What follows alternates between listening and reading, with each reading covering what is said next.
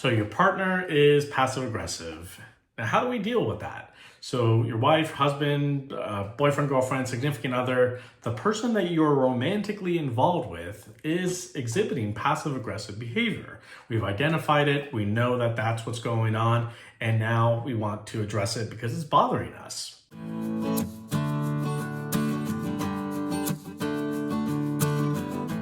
Welcome to the channel. My name is Gabriel Arroyo. I'm a licensed marriage and family therapist located in Southern California. If you're new to the channel, be sure to subscribe to stay up to date with our weekly videos on mental health related topics and helpful coping skills for you to apply in your own everyday lives. So we've determined that our significant other is in fact being passive aggressive. And now we want to deal with it because it's frustrating. We want to mend the relationship, have good communication, but our partner keeps avoiding things and being passive aggressive, giving us digs. And how do we deal with that? Because it's significantly different dealing with passive aggressive behavior with our significant other than a casual friend, a coworker, a boss, a relative. So with our significant other, there's going to be a little bit more delicacy that we're going to be practicing. So in this video, I'm covering 5 simple tips and then 1 bonus tip at the very end, so be sure to watch all the way. So the first tip is expressing a little bit of vulnerability yourself. Now, I know that doesn't make any sense, but we have to remember what passive aggressive behavior is and where it's coming from. Assuming you watched my previous video on how to identify passive aggressive behavior, and if you haven't, it's going to be linked below, but we've now identified that this is in fact passive aggressive behavior and remembering that people are avoidant of conflict, right? So when I call this out directly, like I've recommended in other videos, you're going to get that retraction and that denial and kind of refusing of like, no, I'm not being passive aggressive.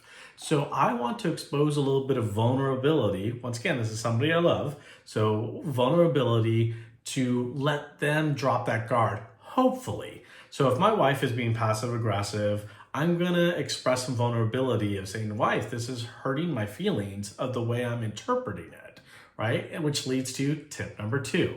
So I'm using I statements. I'm owning my own feelings and my part of what's going on. So when I'm communicating with my partner, I'm using the I statements versus being direct.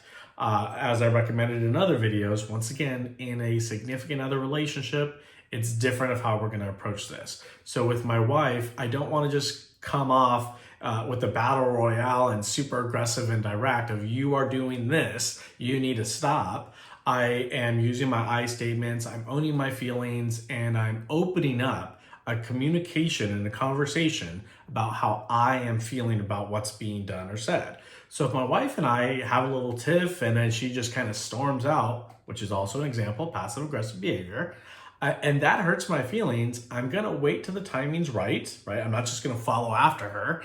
I'm gonna wait till the timing's right, and I'm gonna say, hey wife, this is what happened. This is how it made me feel, right? I feel abandoned, rejected, hurt, dismissed. And I'm owning that based off of her behavior. So that way, hopefully, she's understanding, it's tapping into her emotional connectivity. So that way, even if she doesn't know she's being passive aggressive, she knows this was the cause of my feelings. Assuming she likes me too, that's gonna tap into something that's gonna open up a conversation.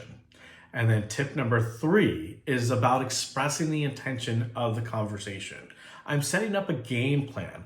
I want my partner to know that I'm not ready for battle, right? This isn't a big argument so we could go to blows. This is a conversation so that way we could improve the dynamics. And I'm expressing that up front. So to my wife, I'm saying, my wife, I want us to improve our communication. I want to understand you better. I want you to understand me better. I want us to understand mutually of how our behaviors are affecting the overall environment, our atmosphere, and our relationship. So I'm setting that up front with the conversation. If we don't do that, right, it's gonna feel tense, and then that person is gonna feel like we are attacking. And once again, if we have a passive aggressive person, they're going to avoid that, right? They're gonna start walking out. They're gonna start dismissing it. Their walls are gonna be going up. So we want to avoid that as best as possible. Tip number 4, once we're starting to agree on the intention is to improve our communication, we're setting mutually agreed upon boundaries. So with my wife and I'm saying, okay, well, you know what? When we are having a dispute, neither one of us are walking away and storming out, right? We're sitting here. We could ask for timeouts. That's totally appropriate. And that might be a mutually agreed upon boundary that her and I might set. So give your partner that platform to mutually agree on the boundaries of how we're going to discuss conflict and address these difficult conversations.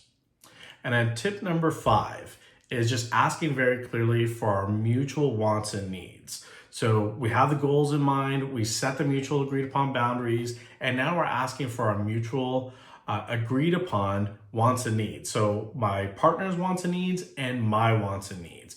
I want to feel safe when we're having a difficult conversation. I want to feel heard when we're having a difficult conversation. So this is something I need. What do you need, partner? And we're having that mutual communication. And then the bonus tip is when we have these difficult conversations with a partner that is passive aggressive, we want to overly praise that they stuck through this conversation. I get it, it might sound silly, but this is just the personality type that we are choosing to be with and work through with. So we have to reinforce, we had a difficult conversation and we did it. Thank you for sticking it through with me. I know it was uncomfortable, but I appreciate you understanding me and me understanding you better. So that way we could avoid this passive aggressive behavior in the future and avoid additional conflict. So those are the 6 tips to practice when dealing with a partner or significant other that is passive aggressive. If you have any questions or maybe something isn't really clicking for you or working quite as well as I intended, please comment below and I'd love to help you out with that. And once again, if you're new to the channel, be sure to subscribe to stay up to date with our weekly videos on mental health related topics and helpful coping skills for you to apply in your own everyday lives.